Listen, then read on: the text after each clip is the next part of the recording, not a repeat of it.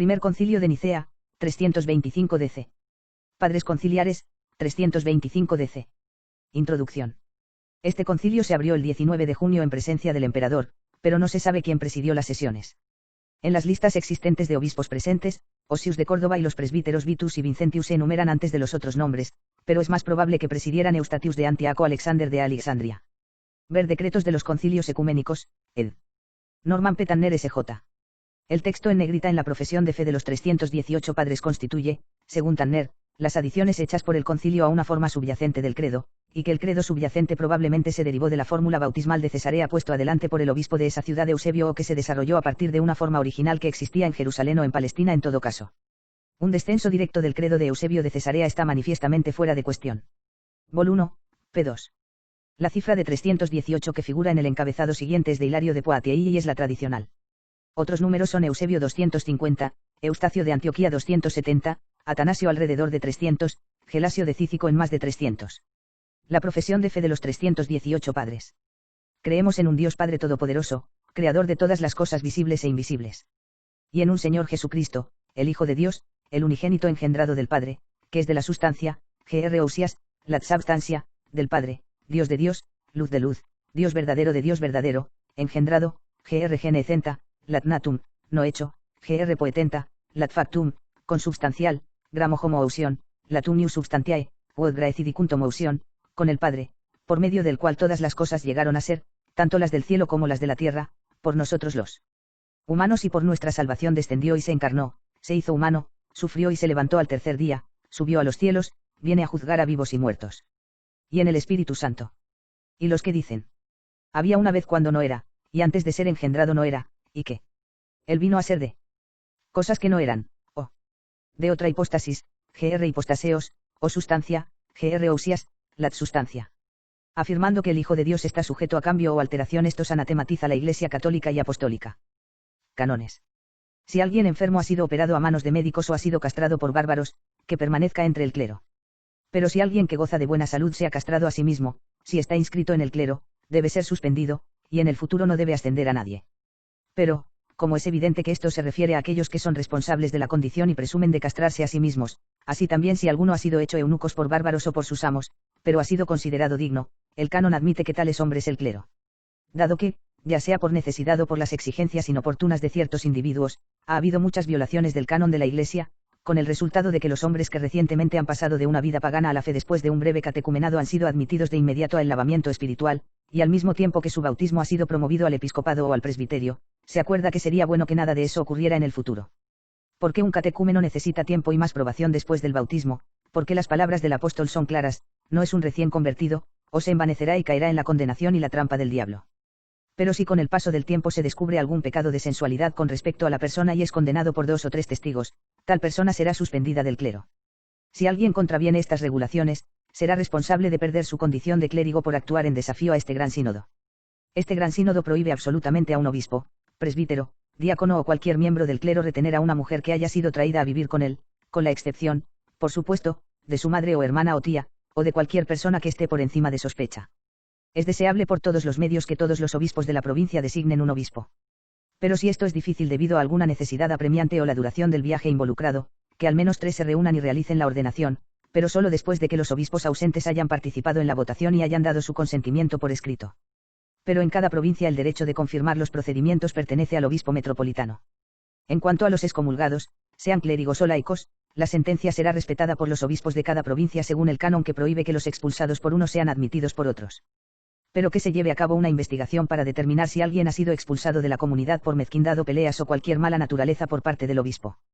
En consecuencia, para que haya una oportunidad adecuada para investigar el asunto, se acuerda que sería bueno que se celebraran sínodos cada año en cada provincia 2 veces al año, de modo que todas las investigaciones puedan ser realizadas por todos los obispos de la provincia reunida, y de esta manera, por consentimiento general, los que han ofendido a su propio obispo pueden ser reconocidos por todos como razonablemente excomulgados, hasta que todos los obispos en común decidan pronunciar una sentencia más indulgente sobre estas personas.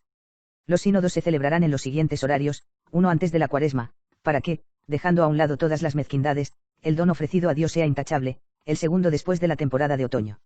Se mantendrán las antiguas costumbres de Egipto, Libia y Pentápolis, según las cuales el obispo de Alejandría tiene autoridad sobre todos estos lugares, ya que existe una costumbre similar con referencia al obispo de Roma. Del mismo modo, en Antioquía y las demás provincias se conservarán las prerrogativas de las iglesias.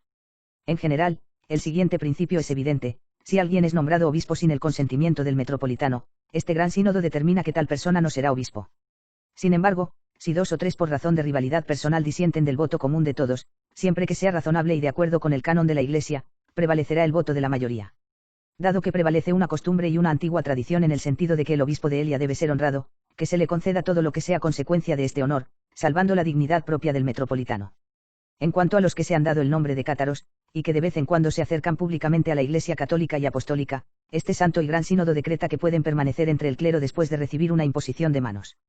Pero antes de todo esto conviene que se comprometan por escrito a aceptar y seguir los decretos de la Iglesia católica, es decir, que estarán en comunión con los que han contraído un segundo matrimonio y con los que han caído en el tiempo de persecución, y para quien se ha fijado un periodo de penitencia y una ocasión de reconciliación asignada, para que en todo se sigan los decretos de la Iglesia católica y apostólica.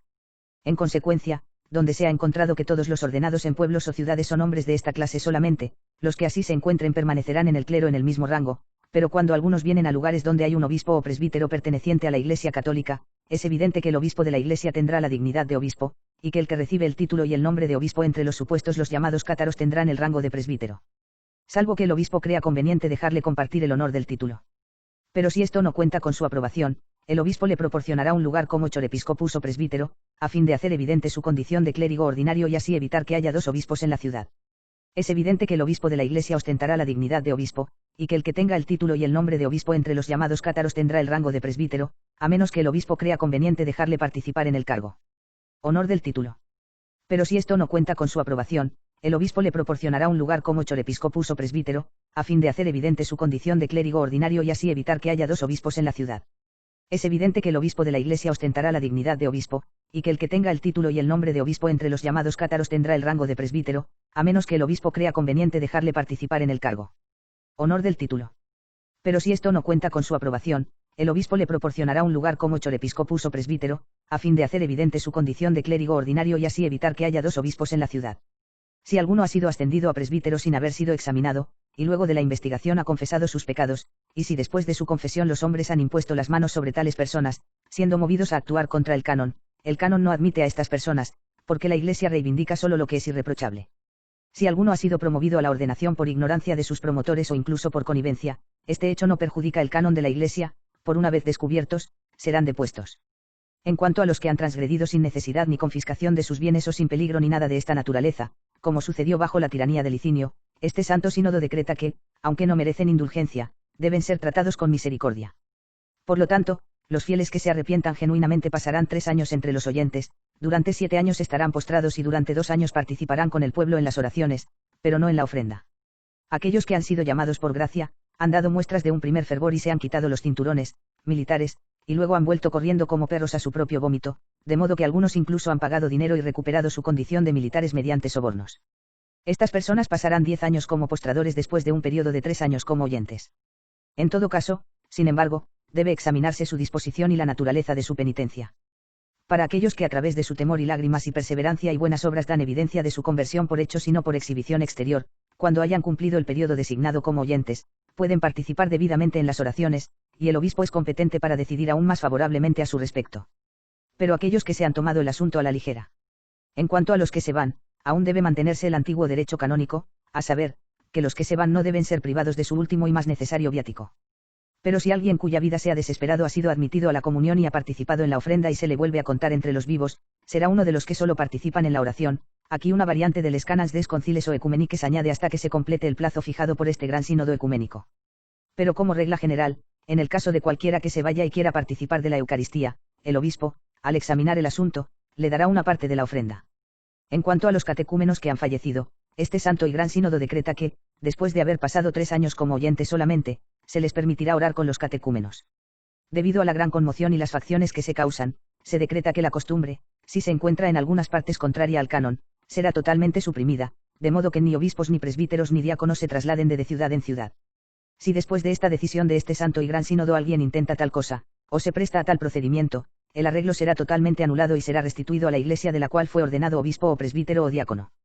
Los presbíteros o diáconos o, en general, cualquier persona inscrita en cualquier rango del clero que se aleje de su iglesia de manera imprudente y sin el temor de Dios ante sus ojos o en ignorancia del canon de la iglesia, no debe de ninguna manera ser recibido en otra iglesia, pero se les debe ejercer toda la presión para inducirlos a regresar a sus propias diócesis, o si se quedan, es justo que sean excomulgados. Pero si alguien se atreve a robar a uno que pertenece a otro y ordenarlo en su iglesia sin el consentimiento del propio obispo del otro entre cuyo clero estaba inscrito antes de partir, la ordenación será nula. Dado que muchos inscritos, entre el clero, han sido inducidos por la codicia y la avaricia a olvidar el texto sagrado, quien no entrega su dinero a los intereses, y a cobrar el 1%, al mes, en préstamos, este santo y gran el sínodo juzga que si se encuentra alguno después de esta decisión para recibir intereses por contrato o para realizar transacciones comerciales de cualquier otra manera o para cobrar, una tasa fija de 50% o, en general, para idear cualquier otro artificio en aras de una ganancia deshonrosa, serán depuestos del clero y sus nombres tachados de la lista. Ha llamado la atención de este santo y gran sínodo que en algunos lugares y ciudades los diáconos dan la comunión a los presbíteros, aunque ni el canon ni la costumbre lo permiten, es decir, que quienes no tienen autoridad para ofrecer deben entregar el cuerpo de Cristo a quienes ofrecer. Además, se ha sabido que algunos de los diáconos ahora reciben la Eucaristía incluso antes que los obispos. Todas estas prácticas deben suprimirse. Los diáconos deben permanecer dentro de sus propios límites, sabiendo que son los ministros del obispo y subordinados a los presbíteros.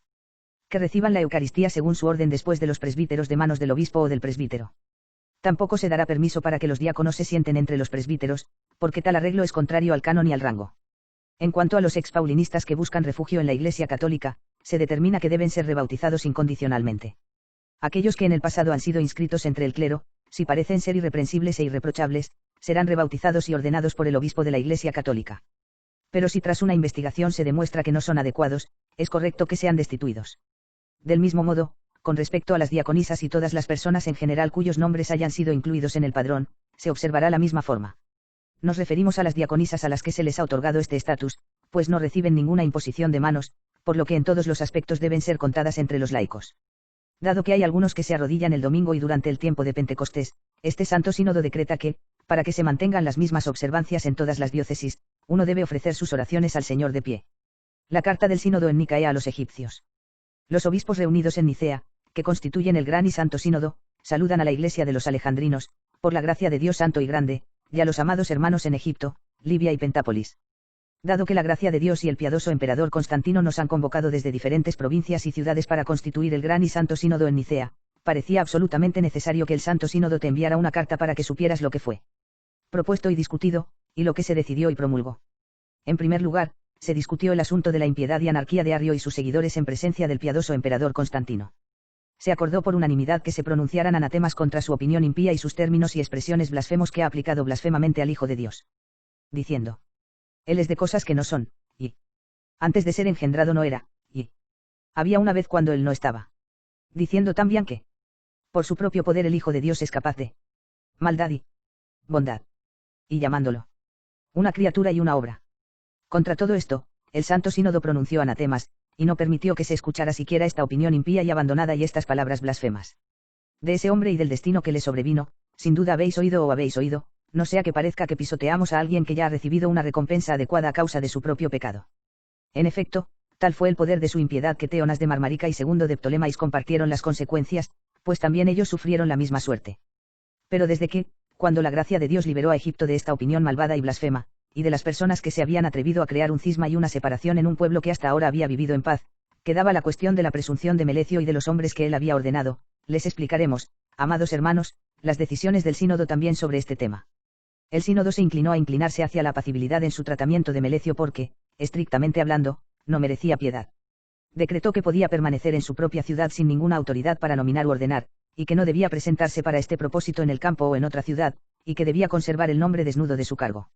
Se decretó además que aquellos a quienes él había ordenado, cuando hubieran sido validados por una ordenación más espiritual, debían ser admitidos a la comunión con la condición de que mantuvieran su rango y ejercieran su ministerio, pero en todos los aspectos debían estar en segundo lugar. Todo el clero de cada diócesis e iglesia que habían sido nominados bajo nuestro más honorable hermano y compañero ministro Alexander, no debían tener autoridad para nombrar candidatos de su elección o para proponer nombres o hacer cualquier cosa sin el consentimiento del obispo de la Iglesia Católica, es decir, el obispo de aquellos que están bajo Alejandro. Pero aquellos que por la gracia de Dios y por nuestras oraciones no han sido detectados en ningún cisma, y están impecables en la Iglesia Católica y Apostólica. En caso de fallecimiento de alguno de los miembros de la Iglesia, los que hayan sido recientemente aceptados pasarán a ocupar el cargo de difunto, Siempre que parezcan dignos y sean elegidos por el pueblo, el obispo de Alejandría participará en la votación y confirmará la elección. Este privilegio, que ha sido concedido a todos los demás, no se aplica a la persona de Melecio debido a su empedernido sedicioso y su disposición voluble y temeraria, para que no se le dé autoridad o responsabilidad alguna a quien sea capaz de volver a sus prácticas sediciosas. Estos son los decretos principales y más importantes en lo que respecta a Egipto y la Iglesia más santa de los alejandrinos.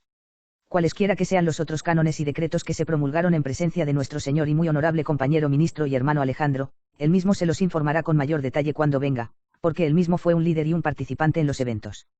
Lo siguiente no se encuentra en el texto latino, pero se encuentra en el texto griego. También les enviamos la buena noticia del acuerdo relativo a la Santa Pascua, es decir, que en respuesta a sus oraciones también se ha resuelto esta cuestión. Todos los hermanos de Oriente que hasta ahora han seguido la práctica judía observarán de ahora en adelante la costumbre de los romanos y de ustedes mismos y de todos nosotros que desde la antigüedad hemos celebrado la Pascua junto con ustedes. Entonces, regocijándonos en estos éxitos y en la paz y armonía comunes y en la eliminación de toda herejía, den la bienvenida a nuestro compañero ministro, su obispo Alejandro, con el mayor honor y amor. Nos ha hecho felices con su presencia y, a pesar de su avanzada edad, ha realizado una labor tan grande para que tú también puedas disfrutar de la paz. Ruega por todos nosotros para que nuestras decisiones permanezcan seguras a través de Dios Todopoderoso y de nuestro Señor Jesucristo en el Espíritu Santo, a quien es la gloria por los siglos de los siglos. Amén. Introducción y traducción extraídas de los decretos de los concilios ecuménicos, ed. Norman P. Tanner.